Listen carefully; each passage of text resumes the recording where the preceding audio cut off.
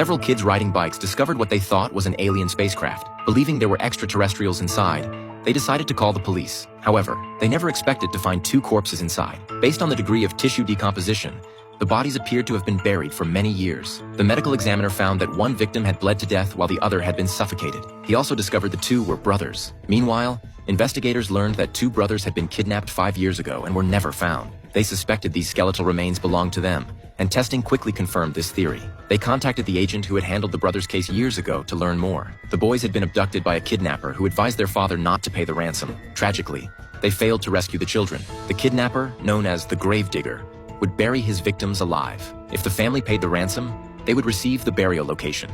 Otherwise, the victims would never be found. The medical examiner checked the back of both brothers' necks. Strangely, only the older brother had burn marks on his cervical vertebrae, likely caused by a stun gun heated to 300 degrees. The examiner then reviewed photos of all the Gravedigger's victims to determine if any injuries matched the same weapon. Meanwhile, they calculated the oxygen content in the metal container to determine how long the brothers could have survived. The agent questioned the brothers' father, who deeply regretted not paying the ransom, believing it had cost his sons their lives. The female agent explained that even if he had paid, it wouldn't necessarily have saved them. While the Gravedigger gave them 24 hours, the oxygen in the brothers' container only lasted 12 hours. They had all been deceived. He never intended for the victims to survive. Even if they raised the ransom, the children would have already suffocated from oxygen deprivation. Using holographic imaging, the female agent simulated the scene inside the container. Even if the brothers fought and beat each other, they couldn't have caused fractures in such a confined space. This meant the younger brother was already injured before being placed inside. Combined with the fact that only the older brother had stun gun marks,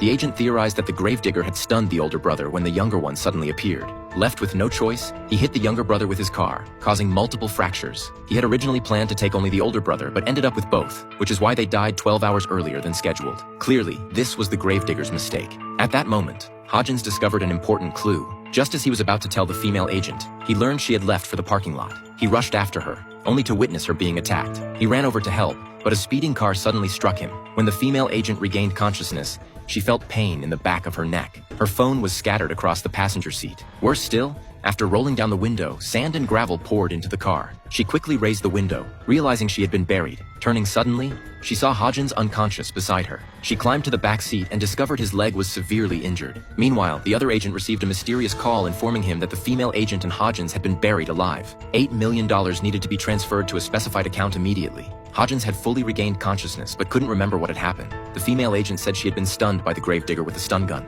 She theorized that Hodgins had come to rescue her, was hit by the assailant's car, and injected with an amnesia drug. They had already been buried underground for 2 hours. Without the ransom payment, they would die. The female agent took inventory of all available supplies in the car, including a bottle of perfume. Learning they were kidnapped from the parking lot, the team rushed there to investigate. Sure enough, they found bloodstains on the ground. Booth guessed it must have been Hodgins' blood. The Gravedigger had tried to kidnap Bones, but was caught by Hodgins, so he ran him over and took them both. Inside the buried car, they poured the entire bottle of perfume onto the soil. With the help of a fluorescent marker and camera, Hodgins determined their exact location. However, the investigators had no idea where to start searching.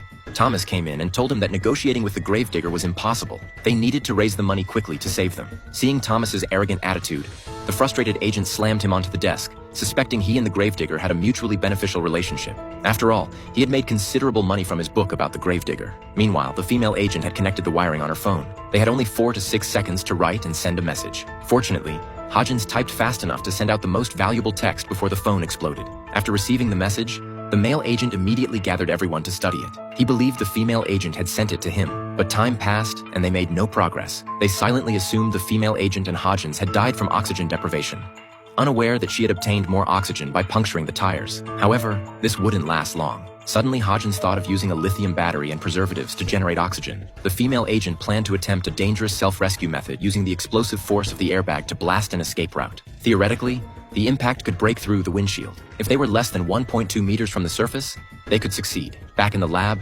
everyone was still studying the numbers. Camille felt the key was determining who the message was intended for. If it wasn't from the female agent but from Hodgins, he would most want Zach to see it. Zach suddenly realized some of the numbers represented carbon, nitrogen, and sulfur on the periodic table. He guessed they must be buried in a coal yard or similar location. While the mineral composition in coal is the same, only organic matter could pinpoint a specific location. Eventually, they determined the exact burial site. The agent immediately led everyone and a large police force to the location. Facing the vast mining area, they felt desperate. Inside the car, oxygen was nearly depleted. After mentally preparing themselves, They detonated the airbag. The agent standing above saw white smoke rising from underground and ran over quickly. Everyone followed, not understanding what was happening. Booth dug through the loosened soil with his bare hands. Fortunately, both were rescued safely, though shaken. But the mastermind behind it all had not yet been caught.